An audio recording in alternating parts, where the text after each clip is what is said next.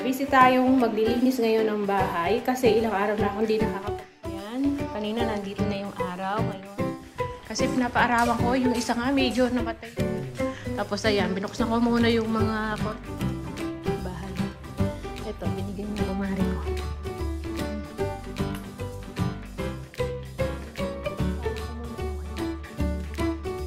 Tanghali hapon, ginagamit natin yung solar natin. Oh, di ba? Nagkakaroon ng ugat. Init. Oh. Tingnan mo kung hindi ako Hello, kabayan! Always think positive! Hello, good morning! So, yan. Yung mga hinugasan ko, pinupunasan ko para mailagay ko sa mga lagayan nila. Tapos may mga hugasan tayo dito. Makalat pa. Kasi nga, nabisi ako sa pag-garden kanina. Aray ko. Naglipat ako ng mga halaman natin. Yung nasa paso. Nilipat na natin. Tsaka yung kalamansi natin. Nailipat na natin. Dami kong hugasan. Mga ginamit namin pang pinag-almusalan. Kasi, pumasok si panganay ngayon tsaka si Mr. Dahil nga kahit Sabado may pasok sila ngayon. So, maaga silang nagising. Tapos, ako naman, katatapos ko lang magkape din. Ayan. Nagluluto tayo ng isda. Bangus. Natin, inihaw. So, galing pa siya sa freezer. Nakalimutan kong ilabas kagabi. Kaya kanina ako lang siya nilabas ng umaga. Kailangan nating medyo muna yung pagka-frozen niya. So, busy tayong maglilinis ngayon ng bahay. Kasi ilang araw na akong hindi nakakapag-vacuum. Tsaka nakakapag-mop. So, nabusy ako lagi kasi araw-araw. Doon ako sa garden. Inaayos ko. So, pakita ko yung mga halaman natin ngayon. Dito muna sa bahay, sa loob. Tingnan nyo. Pinapaarawan ko. Andito yung mga binuksan ko yung bintana. Ayan. Kanina nandito na yung araw. Ngayon, pag-ano na siya. So, pinapaarawan ko lahat ng yung mga buhay na halaman natin, pang indoor. Ayan. Tapos meron pa doon. Kasi pinapaarawan ko, yung isa nga medyo namatay yung malaki kong halaman dito eh. Ito, bagong bili natin to. Ilang araw pa lang sa akin to. Ayan. Pinaarawan ko dyan. Kaya binubuksan ko yung mga bintana. Ayan. Naglagay ako ng box doon sa kasi kapag sobrang init dito, ayan, yung singaw sa bintana, mararamdaman mo yung init. Kaya nilagyan ko ng box doon. Tapos ayan, binuksan ko muna yung mga kortina. Kasi nga para yung araw pumasok dito. Ayan So wala pa akong hindi pa ako nakakapaglinis niyan. Magulo pa yung bahay. Hindi pa ako nakakapag ng tiles. Hindi pa ako nakakapag mop tsaka vacuum. So yan. Tapos dito pala, papakita ko yung pinagkakabisihan ko every morning. Ito pala yung sinasabi ko sa inyo. Nilabas ko na siya kasi mukhang bibigay eh. So ito. Ayan. Ito yung mga bago nating halaman. Ito.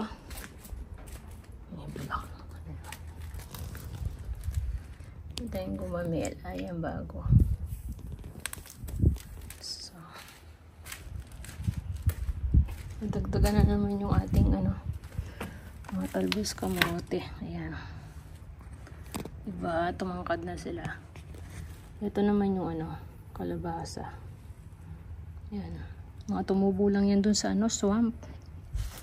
Ayan, nagpunla ako ng kamatis. Ayan, may tumutubo na. Ayan. Kamatis yan. Punla ako. Tapos may sili tayo dun. Bagong. Ayan. Bagong tanim sili. Yung isa sili. Ito yung mulberry. Nagpalit na siya ng mga dahon. Di ba mayroon tayong isang mulberry? Ito. Hindi ko pa siya nalilipat. So, hindi ko pa naililipat to. Tapos, may mga tumubo rito na hindi ko alam mga yan. Kasi yung mga dinidilig ko sa swamp, galing sa swamp yan eh. Yan, tumubo. Aalisin ko na lang yan.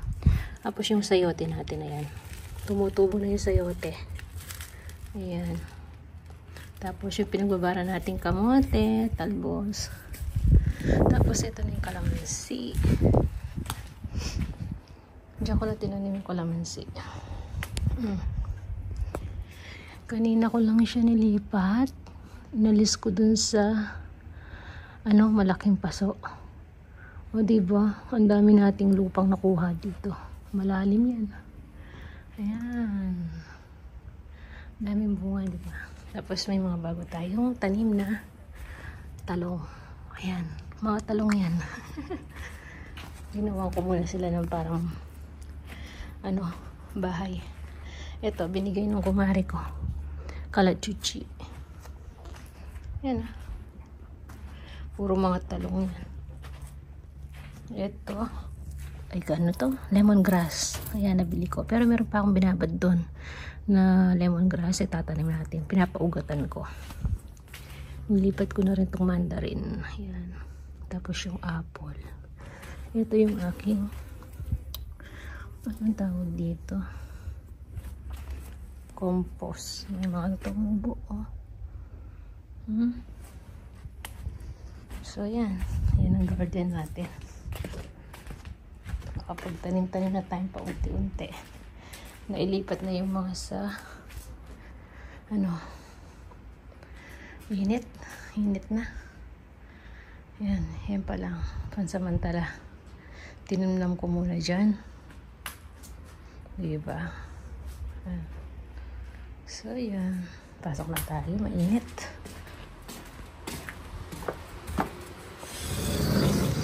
Ay, maglilinis na ako. Naisip ko kung salang ko muna yung ulam bago ako salang ko muna yung yung ulam ata bago tayo mag-vacuum tsaka mag-mop. Maglinis-linis dito, di ba? So, sige na lang uli mamaya.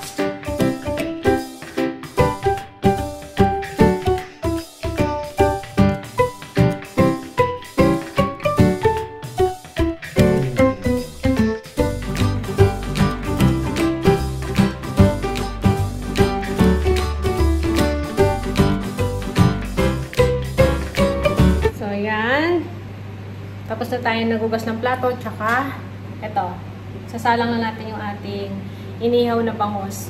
Alam niyo ba, inano ko siya kasi masyadong malaki. Hinati ko. So, ganito na lang natin siya lulutuin na nakalatag na lang yung mga pampalasa natin para maluto siya dito. Tapos, babaliktad na lang natin mamaya. So, ganyan ang ginawa ko. Yan, parang platter siya na di ba? Kasi nga, hindi kasya dito, masyado siyang mahaba, hindi ko siya maluluto dun sa microwave oven natin. Ayoko naman gamitin yung malaki kasi isa lang naman to. So, hindi ko pa nagagamit talaga yung oven natin. So, doon lang muna tayo sa convect natin, sa convection. Di ba dati naman doon ako nag-iihaw? So, yun, doon natin isasalang. Pinainit ko na. Yan. So, isasalang na natin ito. Hinati ko lang siya kasi yung laki. O, diba? Yan. Salang na natin para makapaglinis na tayo. Tapos, magdasain muna ako yan. Bago tayo maglinis ng bahay. Oops. Para may kakainin na si Bunso. Tsaka si Mr. Ano lang naman yun, half day. Uwi maaga yun. So, convert natin.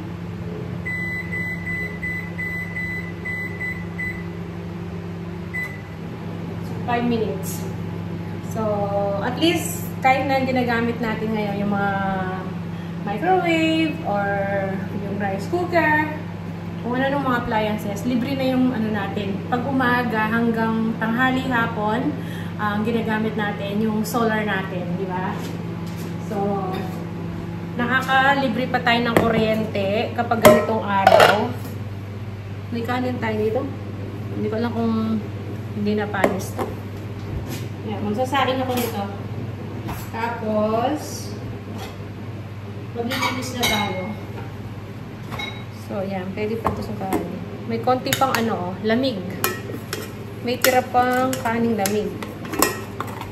Dagdagan ko lang yung isasaing ko.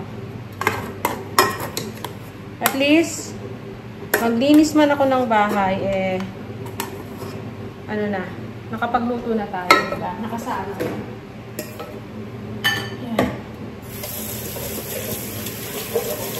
Mamaya tanghali nito, alam niyo ba? Hanggang alas 2, alas 3. Sobrang init dito. Summer pa rin. Kaya, tama-tama yung solar natin. Yun ang ginagamit natin ngayon. Bali, doon tayo nagkokonsumo ng kuryente. Yung solar ang nagagamit. Diba? Kaya, magsayang lang ako, tapos maglilinis na ako ng buwan. Ayusin ko na yung mga halaman ko. So nga pala, may share ako sa inyo. Bago tayo maglinis. Ay, sandali. Blurred na yung tingin ko talaga. Ayan o. Ito yung sinasabi ko sa inyong lemongrass na binababad ko pa sa tubig. Ayan. Meron na siyang root. Ayan o. Meron na siyang ugat. O, diba? Nagkakaroon ng ugat. So, nagpaano ako kay panganay. Nagpapabili ako sa, sa tindahan ng mga ganito, lemongrass. Tapos, sabi ko, ibababad ko. Sakto naman, meron naman silang itatapon na daw na lemongrass. So, inuwi niya. Ayan. Pinapaugatan ko para itatanim natin doon sa likod. Kasi meron naman ako binili, kaya lang parang ang payat nung nabili ko. Hindi ko alam. Tinry ko lang naman, pero mura lang yon. Tinry ko lang itanim yon. Kaya binili ko isa lang. Kasi ito yung talagang itatanim natin ng marami. Ayan. Lemongrass, di ba? So, yes, start na tayo maglinis habang nakasalang yung ulam natin, tsaka yung kanin.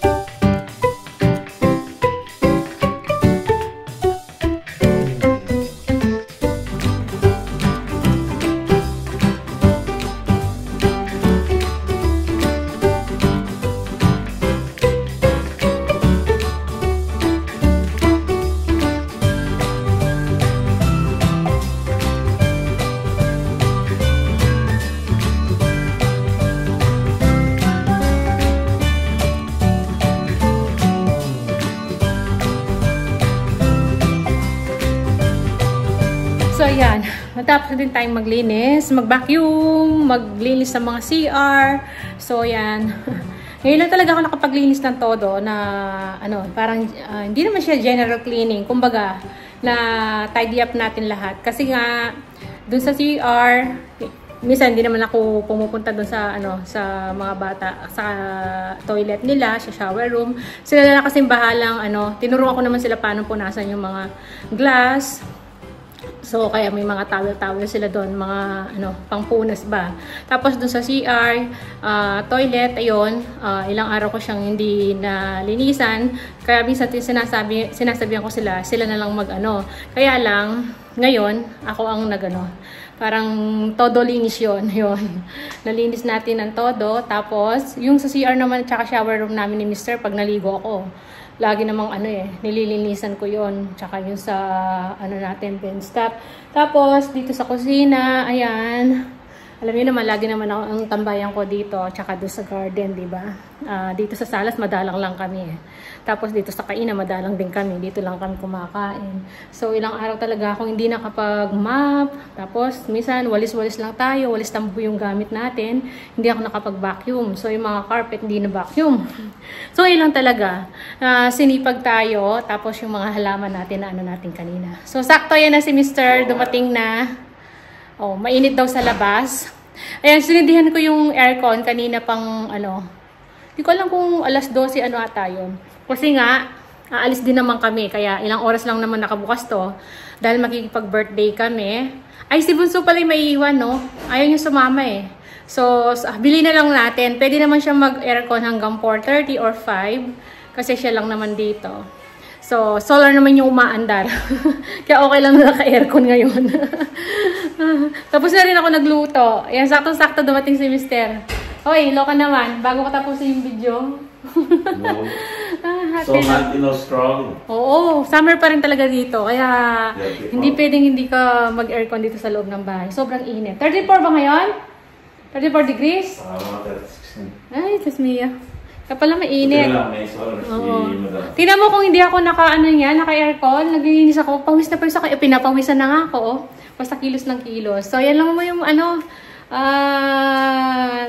muna, yung vlog natin ngayon. So, yan, kakain na kami ni Mr. Tapos, maliligo. Then, aalis na kami kasi mga 3 o'clock yung namin. Pupuntahan namin birthday daw. So, yan, maraming salamat. Kita-kita na lang tayo sa susunod na video. See ya!